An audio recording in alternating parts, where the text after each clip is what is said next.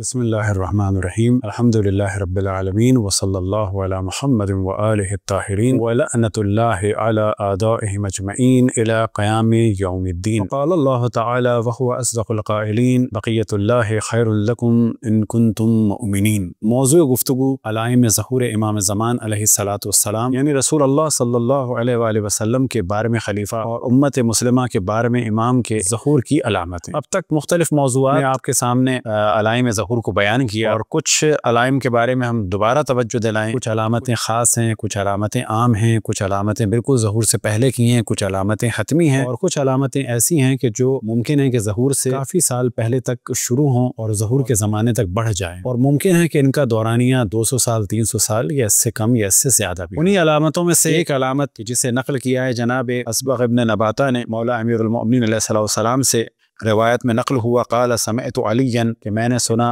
امیر المؤمنین علیہ السلام کو کہ وہ فرماتے ہیں عن الرسول، وہ فرماتے ہیں کہ میں نے سنا ہے رسول اللہ صلی اللہ علیہ وآلہ وسلم سے ان بین ید القائم سنین خداعا، کہ ہمارے قائم کے ظہور سے پہلے جو سال ہوں گے وہ دھوکوں کے سال ہوں گے. یعنی اس زمانے میں پبلک میں دھوکہ دہی بہت زیادہ بڑھ جائے گی. اب یہ دھوکہ دہی ممکن ہے کہ دوستوں کے درمیان ہو، یہ دھوکہ دہی ممکن ہے کہ رشتہ داروں کے درمیان ہو، تاجروں کے درمیان ہو، سیاست دانوں کے درمیان ہو، بالآخر مختلف قسم کے دھوکے ہوں گے. اب یہ دھوکہ دہی ممکن ہے کہ ملاوٹ کی صورت میں ہو، جس طرح سے بھی کسی کو بھی دھوکہ دیا جا سکے. آخر زمانے میں دھوکے بہت زیادہ عروج پہ ہوں گے. سیاستدان وعدوں کے ذریعے سے دھوکہ دیں گے، تاجر ملاوٹ کے ذریعے سے دھوکہ دیں گے، گناہگار گناہوں کو سستا اور آسان بنا کر اور جذاب بنا کر پیش کریں گے. بالآخر ہر طرح کے دھوکوں کا زمانہ ہوگا. یکذب فیہا الصادق، سچوں کو جھٹلایا جائے گا. ویصدق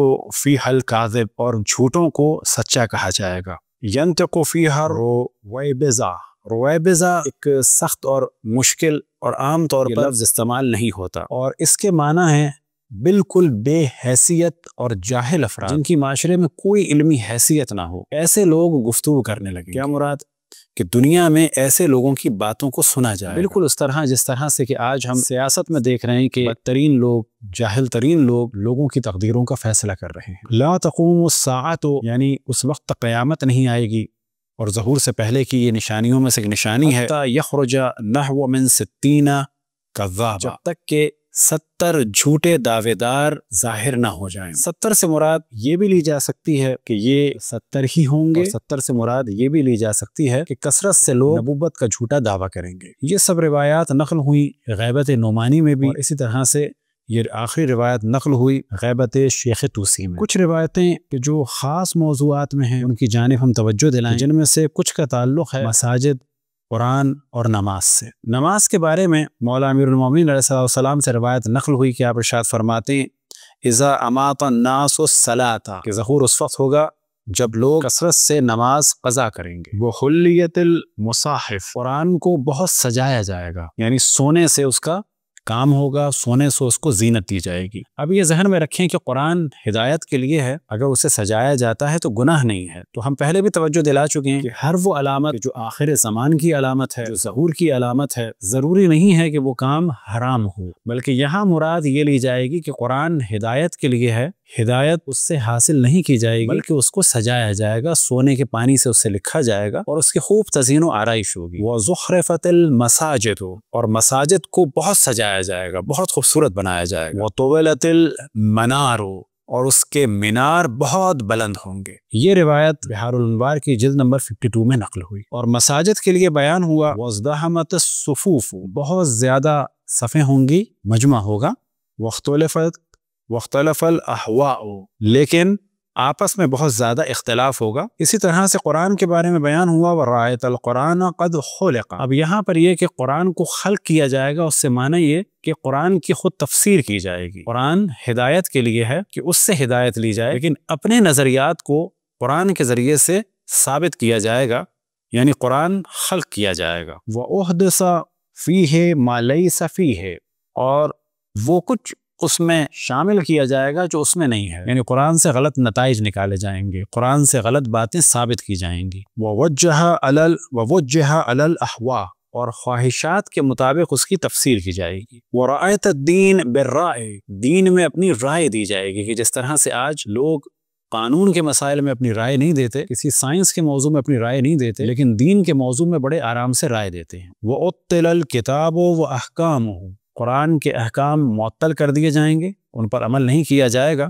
اور خود قرآن کو بھی معطل کر دیا جائے گا، یعنی قرآن کی حیثیت باقی نہیں بچے گی۔ وَرَأَيْتَ الْقُرْآنَ قَدْ ثَقُلَ عَلَى النَّاسِ اسْتِمَاعُهُ، کہ تم دیکھو گے کہ قرآن کا سننا لوگوں کے لیے سخت ہو جائے گا اور باطل کا سننا لوگوں کے لیے آسان ہو جائے گا۔ اسی طرح قرآن کے بارے میں ایک اور پیشن گوئی ہے، اور اگر کوئی یوٹیوب میں سرچ کرنا چاہے تو وہ سرچ کر سکتا ہے، گوگل میں سرچ کر سکتا ہے۔ وہ یہ کہ جس وقت ہم نے وہ منظر دیکھا تو فوراً ہمیں یہ روایت یاد آئی کہ قرآن کو گایا جائے گا۔ تقریباً 1.5-2 سال پہلے انڈونیشیا میں ایک پروگرام ہوا اور قرآن کو اس میں گایا گیا باقاعدہ۔ تو اگر آپ سرچ کریں انڈونیشیا قرآن اور میوزیکل کنسرٹ تو اس میں آپ کو یہ چیز مل جائے گی۔ لا یظہر القائم حتی یکون یتغنى بالقرآن، کہ اس وقت تک قائم کا ظہور نہیں ہوگا جب تک کہ قرآن کو گایا نہ جائے، یعنی ظہور کی علامتوں اس میں ایک علامت یہ ہے کہ قرآن کو گایا جائے گا، قرآن کو گا کے پڑھا جائے گا، کہ جس طرح سے گانوں کو گایا جاتا ہے اور گنگنایا جاتا ہے۔ عمومی جنگوں میں سے، عمومی علامتوں میں سے ایک علامت ہے جنگوں کے بارے میں، کہ پہلے بھی ہم توجہ دلا چکے کہ اس زمانے میں قتل عام ہوگا، لوگ پریشان ہوں گے، موت کی دعا کریں گے، اپنی زندگی سے خوش نہیں ہوں گے، حتیٰ جانوروں کو مخاطب کر کے کہیں گے کہ تم کامیاب ہو، تم کامیاب ہو، یا لیتنی کنت مکانک، اے کاش میں تمہاری جگہ پر ہوتا، یعنی جانوروں کو خوش قسمت سمجھیں گے انسان اپنی نسبت۔ البتہ اس جانب توجہ رہے کہ یہ حال ممکن ہے کہ ہر آدمی کا نہ ہو، اور قطعاً ایک مومن کا ایسا حال نہیں ہوگا، لیکن بڑی تعداد پریشان ہو جائے گی دنیا کی مشکلات سے۔ اور اسی زمانے میں جنگ بہت زیادہ ہو، مختلف جگہ پہ جنگیں ہوں گی، اور جنگوں کے بارے میں توجہ رہے کہ جنگیں جبھی ہوں گی جب لوگ ایک دوسرے کا حق غصب کرنا چاہیں گے، حاکم اتنا فساد کرنا چاہیں گے۔ لہٰذا اس وقت ہم کچھ روایتوں کو بیان کرتے ہیں کہ جن کا تعلق ہے جنگوں سے۔ ان بغنتی ان رضا، جناب بزنتی نے امام رضا علیہ السلام سے اس روایت کو نقل کیا۔ امام فرماتے ہیں قال قدام هذا الامر قتل بیوح،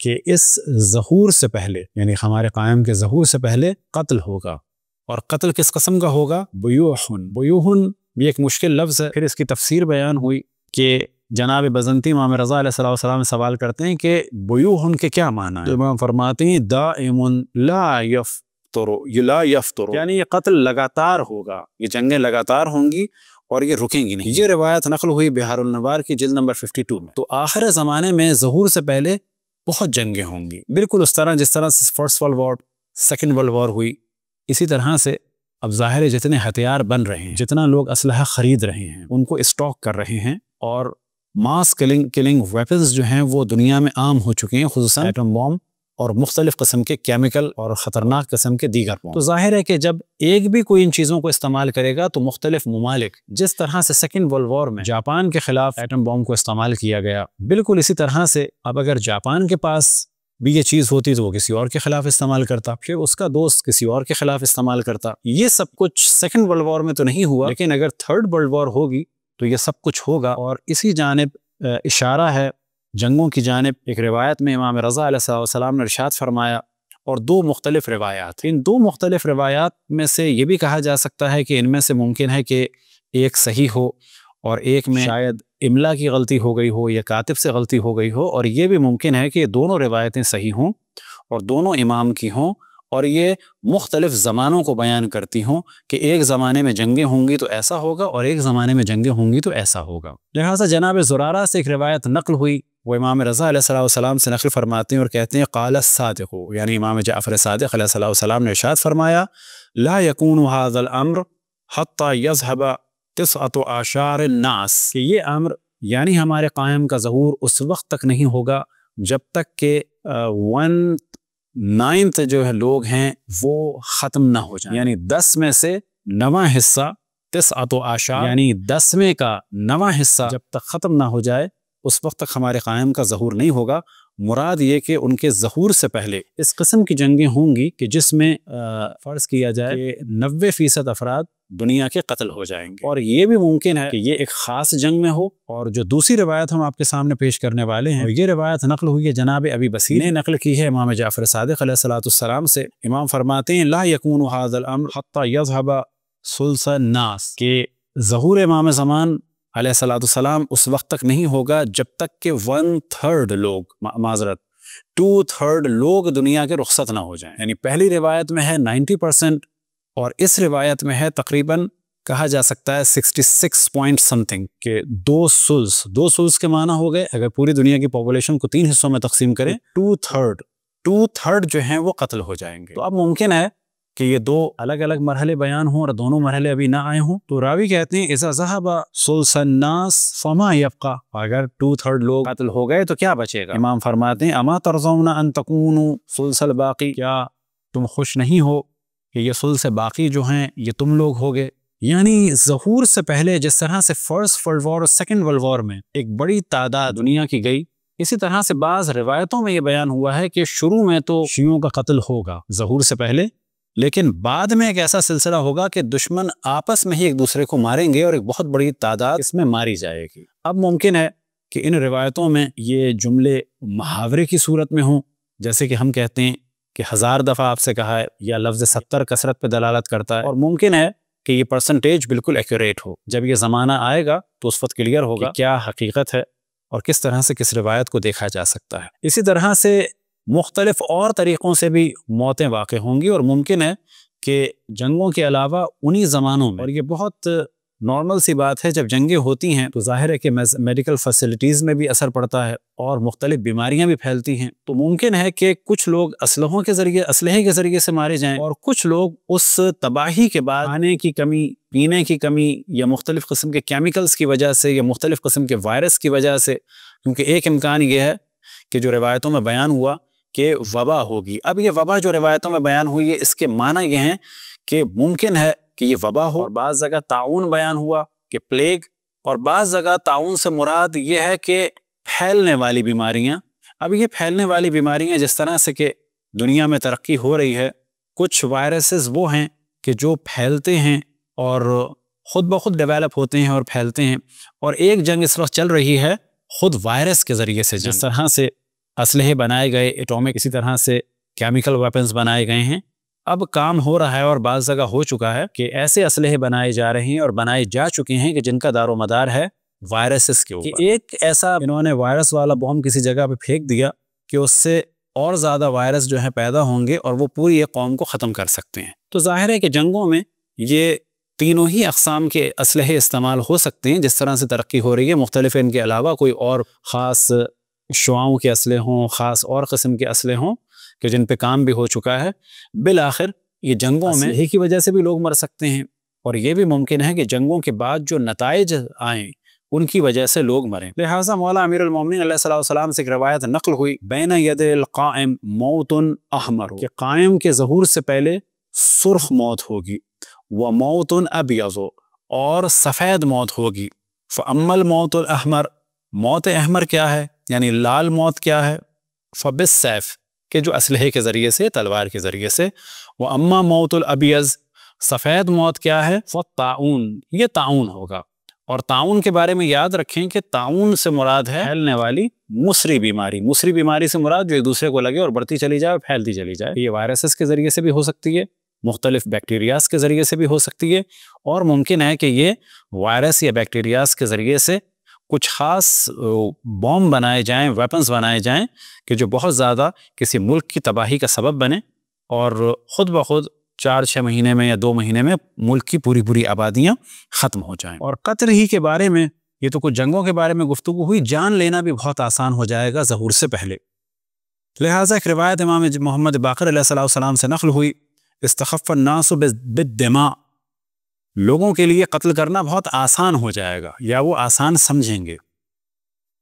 اسی طرح سے روایت میں نقل ہوا، ورأیت الرجل یقتل علی ظنہ، یعنی تم دیکھو گے کہ آدمی کسی کو قتل کرتا ہے فقط گمان کی بنیاد پر، ہلکا سا کسی پہ شک ہو گیا اسے ختم کر دے گا، قتل کر دے گا. ورأیت سفک الدماء یستخف بہا، اور تم دیکھو گے خون بہانے کو بہت ہی آسان سمجھا جائے گا، جیسے کوئی بات ہی نہیں ہے. جس طرح سے کہ آج دنیا بھر میں ہو رہا ہے، مختلف جگہ ہنگامے ہو رہے ہیں، آرام سے قتل کر دیا جاتا ہے.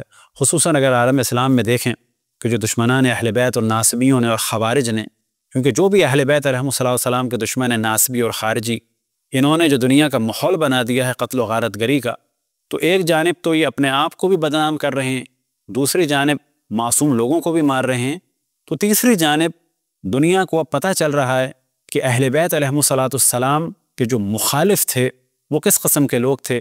آخر میں ایک جملہ کہیں کہ بعض افراد نے اس قسم کا اقرار کیا کہ ہم سوچتے تھے کہ واقعہ کربلا کیسے ہوا، ایک 6 مہینے کے بچے کو کیسے قتل کیا گیا ہوگا، لیکن اب ہم سمجھتے ہیں ان طالبان کو، القاعدہ کو، IS والوں کو دیکھ کر یا بالفاظ دیگر ان وہابیوں کو دیکھ کر کہ واقعہ کربلا کیسے وجود میں آیا ہوگا۔ خداوند تبارک و تعالیٰ سے دعا ہے کہ ہم سب کو اپنے رسول، اپنی حجتوں، خصوصاً امام زمان علیہ السلام کی معرفت اور اطاعت کی توفیق عطا فرمائے۔ وصلی اللہ علی محمد وآلہ الطاہرین۔